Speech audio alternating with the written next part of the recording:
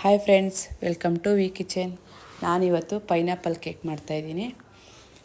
ಬನ್ನಿ ನೋಡೋಣ ಏನೇನು ಬೇಕು ಅಂತ. ಪೈನಾಪಲ್ ಕೇಕೆ 4 ಮೊಟ್ಟೆ ತೊಗೊಂಡಿದ್ದೀನಿ. ಪೈನಾಪಲ್ ಸಣ್ಣಗೆ ಹಚ್ಚಿಟ್ಕೊಂಡ್ರೆ ಪೈನಾಪಲು, ಒಂದು ಚಿಟಿಕೆಯಷ್ಟು ಯೆಲ್ಲೋ ಫುಡ್ ಕಲರು, ಅರ್ಧ ಟೀ ಸ್ಪೂನಷ್ಟು ಬೇಕಿಂಗ್ ಸೋಡಾ, ಒಂದು 120 ಗ್ರಾಮು ಎಣ್ಣೆ, ಸಕ್ಕರೆ ಪೌಡ್ರು 200 ಗ್ರಾಮು, ಮೈದಾ 200 ಗ್ರಾಮು, ಅರ್ಧ ಟೀ ಸ್ಪೂನಷ್ಟು ವೆನಿಲಾ ಎಸೆನು. ಇದು ಕೇಕ್ ಜೆಲ್ಲು. ಇದು ನಿಮಗೆ ಸಿಕ್ಕಿದ್ರೆ ತಗೊಳ್ಳಿ, ಇಲ್ಲಾಂದರೆ ಬೇಡ, ಪರವಾಗಿಲ್ಲ. ಅದಿಲ್ಲ ಅಂದರೂ ನಡೆಯುತ್ತೆ. ಏನಂದರೆ ಬೇಕ್ರಿಲೆಲ್ಲ ಹಾಕ್ತಾರೆ, ತುಂಬ ಚೆನ್ನಾಗಿರುತ್ತೆ ಅದು. ಇದೇ ಮೆಜರ್ಮೆಂಟಲ್ಲೇ ನೀವು ಮಾಡ್ಕೊಳ್ಳಿ ಫ್ರೆಂಡ್ಸ್, ತುಂಬ ಚೆನ್ನಾಗಿ ಬರುತ್ತೆ ಈ ಕೇಕು. ನೋಡಿ, ನಾನು ಮೊಟ್ಟೆ ಹಾಕಿಬಿಟ್ಟು ಒಂದು 10 ರಿಂದ 12 ನಿಮಿಷ ಚೆನ್ನಾಗಿ ಇದರಲ್ಲಿ ಬೀಟ್ ಮಾಡ್ತಾಯಿದ್ದೀನಿ. ಈ ಥರ ಬೀಟ್ ಮಾಡೋದ್ರಿಂದ ಮೊಟ್ಟೆ ಸ್ಮೆಲ್ ಬರಲ್ಲ. ನೋಡಿ, ಈ ಪೊಸಿಷನಲ್ಲಿ ಇರಬೇಕದು. ಇಷ್ಟು ಈ ಥರ ಬೀಟ್ ಮಾಡಿದ್ರೆ ಈ ಥರ ಆಗುತ್ತೆ ನೋಡಿ, ಎಷ್ಟು ಚೆನ್ನಾಗಿ ಬರುತ್ತೆ ಇದು. ಇದಕ್ಕಿನ್ನೂ ನಾನು ಸಕ್ಕರೆ ಪೌಡ್ರ್ ಹಾಕಿಲ್ಲ. ಸಕ್ಕರೆ ಪೌಡ್ರು ಇದಕ್ಕೆ ಆ್ಯಡ್ ಮಾಡ್ತೀನಿ ಈಗ. ಸಕ್ಕರೆ 200 ಗ್ರಾಮು ಸಕ್ಕರೆನ ಪೌಡ್ರು ಮಾಡಿ ಇಟ್ಕೊಂಡಿದ್ದೀನಿ. ಮಿಕ್ಸಿಲಿ ಹಾಕ್ಕೊಂಡು ಪೌಡ್ರು ಮಾಡಿಕೊಂಡು ಸಾಕು. ಇಲ್ಲಾಂದರೆ ನಿಮಗೆ ಪೌಡ್ರನ್ನೇ ರೆಡಿ ಸಿಗುತ್ತೆ. ಸಕ್ಕರೆ ಪೌಡ್ರನ್ನೇ ಸಿಗುತ್ತೆ ರೆಡಿ. ಇಲ್ಲಿ ಬೇಡ ಅಂದರೆ ರೆಡಿಮೇಡ್ ಬೇಡ ಅಂದರೆ ನೀವು ಮನೇಲೇ ಪೌಡ್ರ್ ಮಾಡ್ಕೊಬೋದು. ಇದನ್ನು ಚೆನ್ನಾಗಿ ಬೀಟ್ ಮಾಡ್ತಾಯಿದ್ದೀನಿ. ನಾನಂತೂ ನಮ್ಮ ಮನೆಯಲ್ಲಿ ಕೇಕ್ ನಾನು ಕಲ್ತಾಗಿಂದ ಯಾವತ್ತೂ ನಾನು ಬೇಕ್ರಿಲಿ ತೊಗೊಂಬಂದೇ ಇಲ್ಲ. ಪ್ಲೈನ್ ಕೇಕು ಮತ್ತು ಪೇಸ್ಟ್ರಿ ಕೇಕು ನಾನು ಮಾಡ್ತೀನಿ. ನೆಕ್ಸ್ಟ್ ವಿಡಿಯೋದಲ್ಲಿ ತೋರಿಸ್ತೀನಿ ಅದು. ಕ್ರೀಮು ತೊಗೊಂಬಂದು ಯಾವ ಥರ ಮಾಡೋದು ಅಂತ ಹೇಳ್ಬಿಟ್ಟು. ಇದು ಈಗ ಬೀಟಾಗಿದೆ. ಇದಕ್ಕೆ ನೋಡಿ ಕೇಕ್ ಜೆಲ್ ಹಾಕ್ತಾಯಿದ್ದೀನಿ. ಇದು ಎಷ್ಟು ಹಾಕ್ಬೇಕಂದ್ರೆ ಕೇಕ್ ಜೆಲ್ ನೋಡಿ, ನಾವು 200 ಗ್ರಾಮು ಮೈದಾಗೆ ನೋಡಿ ಅಷ್ಟೇ ಒಂದು 1/4 ಟೀ ಸ್ಪೂನಷ್ಟು, ತುಂಬ ಹಾಕ್ಬಾರ್ದದು, ಅಷ್ಟೇ ಹಾಕಬೇಕು. ಇದು ಸಾಮಾನ್ಯಕ್ಕೆ ಸಿಗೋಲ್ಲ, ಆನ್ಲೈನಲ್ಲಿ ಸಿಗುತ್ತಾ ಇಲ್ಲೋ ಗೊತ್ತಿಲ್ಲ. ನಾನು ನಮ್ಮ ಪಕ್ಕದ ಬೇಕ್ರಿಲಿ ಕೇಳಿಬಿಟ್ಟು ತಗೊಂಡಿದ್ದೆ ಅವ್ರ ಹತ್ರ. ಎಲ್ಲ ಬೇಕ್ರಿಲೂ ಆ ಥರ ಕೊಡೋಲ್ಲ, ಪರಿಚಯ ಇರೋರಾದರೆ ಕೊಡ್ತಾರೆ. ನೋಡಿ, ಮೈದಾ ಹಿಟ್ಟು ಹಾಕ್ತಾಯಿದ್ದೀನಿ. ಮೈದಾ ಹಿಟ್ಟು ಮತ್ತು ಅದಕ್ಕೇ ಬೇಕಿಂಗ್ ಪೌಡ್ರ್ ಹಾಕ್ತಾಯಿದ್ದೀನಿ. ನೀವು ಇದೇ ಥರ ಜರಡೆ ಹಿಡಿಬೇಕು. ಹಾಗೆ ಡೈರೆಕ್ಟಾಗಿ ಮಾತ್ರ ಯಾವತ್ತೂ ಹಾಕಬೇಡಿ ಕೇಕ್ಗೆ. ಇದೇ ಥರ ಜರಡೆ ಹಿಡಿದ್ಬಿಟ್ಟೆ ಹಾಕಬೇಕು ಕೇಕ್ಗೆ. ಅದು ನಾವು ಡೈರೆಕ್ಟಾಗಿ ಹಾಕಿದ್ರೆ ಏನಾಗುತ್ತೆ, ಒಳಗಡೆ ಬಬಲ್ಸ್ ಬಂದುಬಿಡುತ್ತೆ ಕೇಕು. ಎಲ್ಲ ಉಂಡೆ ಬರುತ್ತೆ, ಚೆನ್ನಾಗಿ ಬರೋದಿಲ್ಲ ಕೇಕು. ಇದೇ ಥರ ಹಾಕ್ಕೊಂಡು ಇದೇ ಮೆಥಡಲ್ಲೇ ನೀವು ಕಟ್ ಆ್ಯಂಡ್ ಫೋಲ್ಡ್ ಮೆಥಡಲ್ಲೇ ಮಿಕ್ಸ್ ಮಾಡಬೇಕು. ಆ ಕಡೆ ಈ ಕಡೆ ಮಿಕ್ಸ್ ಮಾಡಿದ್ರೆ ಚೆನ್ನಾಗಿ ಬರೋಲ್ಲ ಕೇಕು.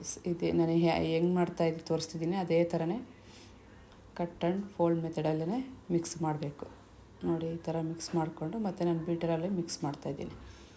ಬೀಟರ್ ಇದ್ದರೆ ಒಳ್ಳೆಯದು ಫ್ರೆಂಡ್ಸ್, ಕೇಕ್ಗೆ ಚೆನ್ನಾಗಿರುತ್ತೆ. ಯಾಕಂದರೆ ನಾವು ಕೈಯಲ್ಲಿ ಇದು ಮಾಡ್ತೀವಿ ಅಂದರೆ ಮ್ಯಾಶ್ ಮಾಡ್ತೀವಿ ಅಂದರೆ ತುಂಬ ಕಷ್ಟ ಆಗುತ್ತೆ.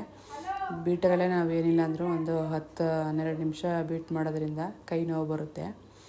ಇನ್ನು ನಾವು ಕೈಯಲ್ಲಿ ಇದರ ಮಜ್ಜಿಗೆ ಮಾಡೋದ್ರಲ್ಲಿ ಎಲ್ಲ ಮಾಡಿ ತೋರಿಸ್ತಾರೆ, ಆದರೆ ಅದು ಸ್ವಲ್ಪ ತುಂಬ ಕಷ್ಟ ಆಗುತ್ತೆ. ನೋಡಿ, ಎಣ್ಣೆ ಹಾಕ್ತಾಯಿದ್ದೀನಿ.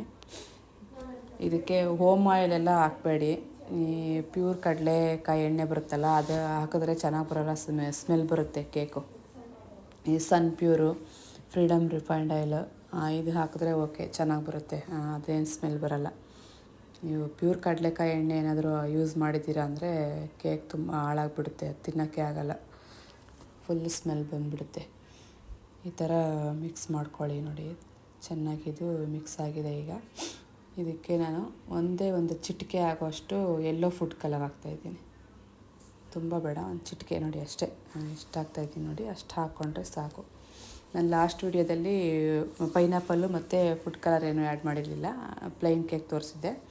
ಅರ್ಧ ಟೀ ಸ್ಪೂನಷ್ಟು ಇದು ವೆನಿಲಾ ಎಸೆನ್ ಹಾಕ್ತಾಯಿದ್ದೀನಿ. ಇದು ಪೈನಾಪಲ್ ಕೇಕ್ ಆಗಿರೋದ್ರಿಂದ ನಾನು ಒಂದು ಸ್ವಲ್ಪ ಯೆಲ್ಲೋ ಫುಡ್ ಕಲರು ಮತ್ತು ಸಣ್ಣಕ್ಕೆ ಹಚ್ಕೊಂಡಿರೋ ಪೈನಾಪಲ್ ಹಾಕೋದ್ರಿಂದ ನಿಮಗೆ ಕೇಕು ತುಂಬ ಟೇಸ್ಟ್ ಬರುತ್ತೆ. ಅದು ಸ್ವಲ್ಪ ನೋಡಿಬಿಟ್ಟು ತೊಗೊಳ್ಳಿ. ಪೈನಾಪಲ್ಲು ಹುಳಿ ಇದ್ದರೆ ಹಾಕಕ್ಕೆ ಹೋಗಬೇಡಿ. ಸ್ವೀಟ್ ಇರೋ ಪೈನಾಪಲ್ಲೇ ನೋಡಿಬಿಟ್ಟು ಸಣ್ಣಕ್ಕೆ ಹಚ್ಕೊಂಡಿರೋ ಪೈನಾಪಲ್ಲು ಹಾಕಿದ್ದೀನಿ. ನೋಡಿ, ತುಂಬ ಚೆನ್ನಾಗಿ ಬರುತ್ತೆ ಫ್ರೆಂಡ್ಸ್. ನಮ್ಮ ಮಕ್ಕಳಂತೂ ತುಂಬ ಇಷ್ಟಪಡ್ತಾರೆ, ಬಾಕ್ಸ್ಗೆಲ್ಲ ತೊಗೊಂಡೋಗ್ತಾರೆ. ಫ್ರೆಂಡ್ಸ್ ಎಲ್ಲ ತುಂಬ ಇಷ್ಟಪಟ್ಟು ತಿಂತಾರೆ. ಮನೇಲಿ ಮಾಡಿರೋದು ಅಂತಂದರೆ ಕೇಳೋದೇ ಇಲ್ಲ, ಯಾರೋ ಬೇಕ್ರಿಲಿ ತಂದಿದ್ದೀರಾ ಅಂತಲೇ ಹೇಳ್ತಾರೆ. ನೋಡಿ, ನಾನು ಬೌಲ್ಗೆ ಎಣ್ಣೆ ಹಚ್ಚಿಬಿಟ್ಟು ಮತ್ತು ಅದಕ್ಕೆ ಮೈದಾ ಹಿಟ್ಟು ಹಾಕ್ಬಿಟ್ಟು ಎಲ್ಲ ಕಡೆ ಸ್ಪ್ರೆಡ್ ಮಾಡಿದ್ದೀನಿ. ಈಗ ನಾನು ಒಂದೇ ಬೌಲ್ಗೆ ಹಾಕ್ಕೊಳ್ಳಲ್ಲ, ಇದು 2 ಬೌಲ್ಗೆ ಹಾಕ್ತಾಯಿದ್ದೀನಿ. ಯಾಕಂದರೆ ಒಂದೇ ಬೌಲ್ಗೆ ಹಾಕಿದ್ರೆ ಅದು ಸರಿಯಾಗಿ ಬೇಯಲ್ಲ, ಒಳಗಡೆ ಎಲ್ಲ ಹಿಟ್ಟಿಟ್ಟು ಹಂಗೆ ಇರುತ್ತೆ. ಈ ಥರ ಅರ್ಧಕ್ಕೆ ಹಾಕ್ಕೊಂಬಿಟ್ರೆ ನಾವು ಅದು ಬೆಂದಾದಮೇಲೆ ಕೇಕು ಪೂರ್ತಿ ಅದು ಕುಕ್ಕಾಗಿ ನಾವು ತೆಗಿಬೇಕಾದ್ರೆ ಅದೆಲ್ಲ ಉಬ್ಬಿರುತ್ತಲ್ವ, ಫುಲ್ಲಾಗಿರುತ್ತೆ ಕೇಕು, ತುಂಬ ಚೆನ್ನಾಗಿ ಬರುತ್ತೆ. ನಾವು ಅರ್ಧಕ್ಕೆ ಹಾಕ್ಕೋಬೇಕು ಯಾವತ್ತೇ ಆಗಲಿ ಕೇಕು. ನೋಡಿ ಈ ಥರ 2 ಇದಕ್ಕೆ ಹಾಕ್ಕೊಂಡು ನಾನು ಒಂದೊಂದು ಸರಿ ಇಟ್ಬಿಟ್ಟು, ನಮ್ಮದು ಓವನ್ ಚಿಕ್ಕದು ಹಂಗಾಗಿ ಒಂದೊಂದು ಹೇಳ್ತೀನಿ. ಈ ಥರ ಬೌಲ್ಗೆ ಹಾಕಿ ಈ ಥರ ಫ್ಲೋರ್ಗೆ ನಾವು ಹೊಡಿಬೇಕು. ಆಗ ಚೆನ್ನಾಗಿ ಒಳಗಡೆ ಬಬಲ್ಸ್ ಎಲ್ಲ ಕವರ್ ಆಗಿಬಿಡುತ್ತೆ. ನಾನು ಲಾಸ್ಟ್ ವಿಡಿಯೋದಲ್ಲಿ ತೋರಿಸಿದ್ದೆ ನಿಮಗೆ 180 ಡಿಗ್ರೀಲಿ 20 ಮಿನಿಟ್ಸು ಹೀಟ್ ಮಾಡ್ಕೋಬೇಕು ಓವನ್ನು. ಮತ್ತು 170 ಡಿಗ್ರೀಲಿ 35 ಮಿನಿಟ್ಸು ನಾನು ಬೇಕ್ ಮಾಡ್ತಾಯಿದ್ದೀನಿ. ಇದನ್ನು ಸಾಕು, 35 ಮಿನಿಟ್ಸು ಬೇಕ್ ಮಾಡಿದ್ರೆ ಕರೆಕ್ಟಾಗಿ ಆಗುತ್ತೆ. ನೋಡಿ ಈ ಥರ ಆಗಿದೆ, ಕೇಕ್ ರೆಡಿ ಆಗಿದೆ ನೋಡಿ. ಈಗ ತುಂಬ ಚೆನ್ನಾಗಿರುತ್ತೆ, ಸೂಪರಾಗಿರುತ್ತೆ. ನೀವು ಒಂದ್ಸರಿ ಮಾಡಿ ನೋಡಿ.